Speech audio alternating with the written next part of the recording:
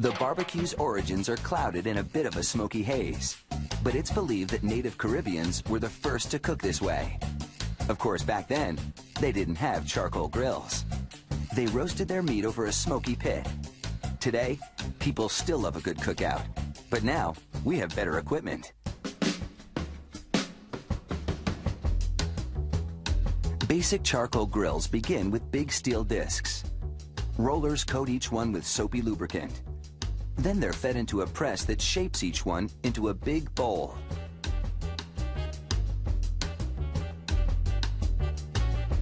Molding steel can be tricky.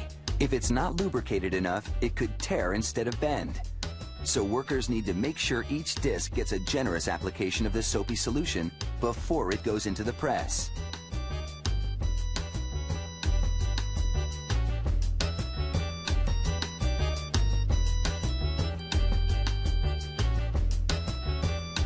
This is a back view of the press.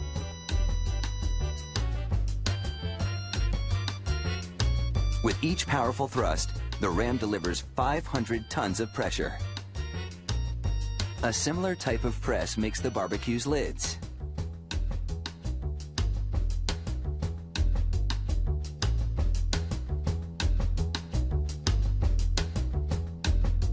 An operator inspects each part for splits and cracks.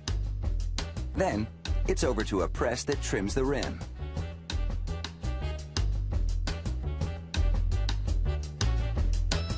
The scrap is tossed into a bin for recycling.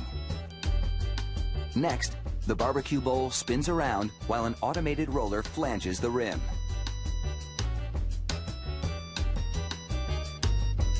After that, holes are punched into the bowl for ventilation.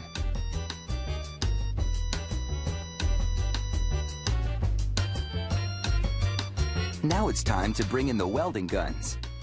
The guns fuse metal couplings to the bowls to serve as attachments for the barbecue's legs.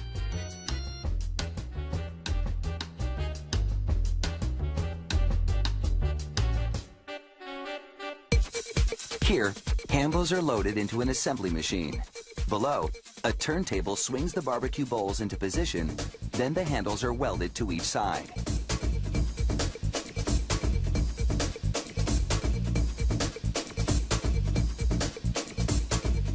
At another station, the barbecue lids get a handle of their own. No chef can check the progress of a burger without this essential part. This one will allow the chef to lower the lid to control the cooking temperature and then lift it again when it's time to flip the burgers.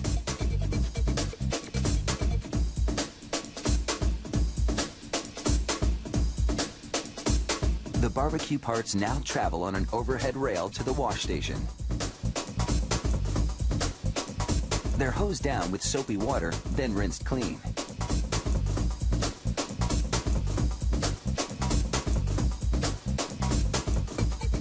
Once they're dry, it's off to the finishing department. Here, the parts are dusted with a glass powder. Then it's into a red-hot furnace set to 1500 degrees.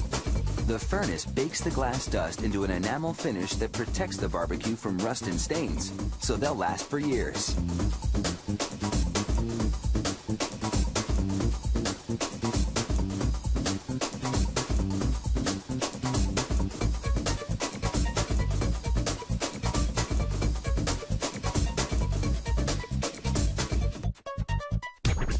Next, they go under intense lights that expose any defects in what should be a mirror-like finish.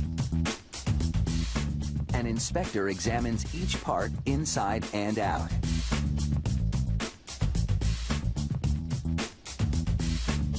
A punch machine now makes dampers from aluminum.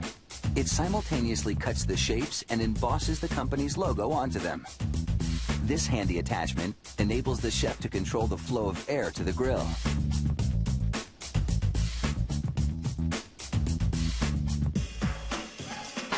Nylon grips go onto the handle. And the damper is installed over the lid's ventilation holes.